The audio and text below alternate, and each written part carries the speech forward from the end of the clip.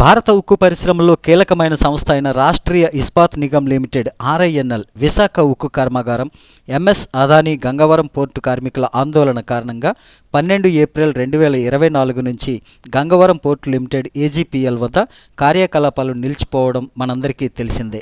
అయితే ఈ అంతరాయం వల్ల విశాఖ ఉక్కు కర్మాగారం యొక్క ఉత్పత్తి ప్రక్రియలకు సంబంధించిన కీలకమైన ముడి పదార్థాలు, కోకింగ్ బొగ్గు మరియు సున్నపు రాయిని సేకరించే ఆర్ఐఎన్ఎల్ సామర్థ్యం గణనీయంగా పడిపోయింది.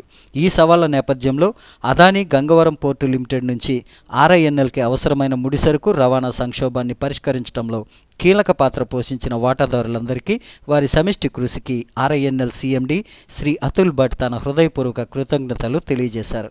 స్టేక్ హోల్డర్స్ అందరికీ సమిష్టి కృషి ఆర్ఐఎన్ఎల్ కార్యకలాపాల కొనసాగింపును నిర్ధారించడంలో మరియు ఈ ప్రాంతంలో ఆర్థిక వృద్ధిని కొనసాగించడంలో కీలక పాత్ర పోషించిందని ఆయన అన్నారు.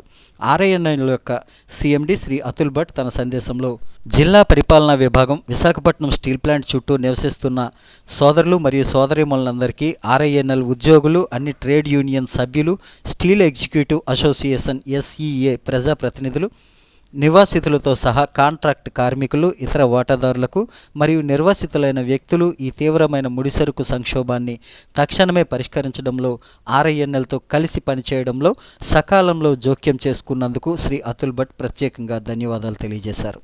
ఈ సందర్భంగా భారత కేంద్ర ప్రభుత్వ ఉక్కు శాఖ మంత్రికి మరియు మంత్రిత్వ శాఖ అధికారులకు, సెయిల్ యాజమాన్యానికి ఈ సంక్షోభాన్ని అధిగమించడానికి నిరంతరం మద్దతు అందించిన మార్గదర్శకం అందించినందుకు ధన్యవాదాలు తెలియజేశారు. అదేవిధంగా ఏపీడీపీసీఎల్ ఆంధ్రప్రదేశ్ ఈస్టర్న్ పవర్ డిస్ట్రిబ్యూషన్ కంపెనీకి కూడా శ్రీ అతుల్ భట్ ధన్యవాదాలు తెలియజేశారు.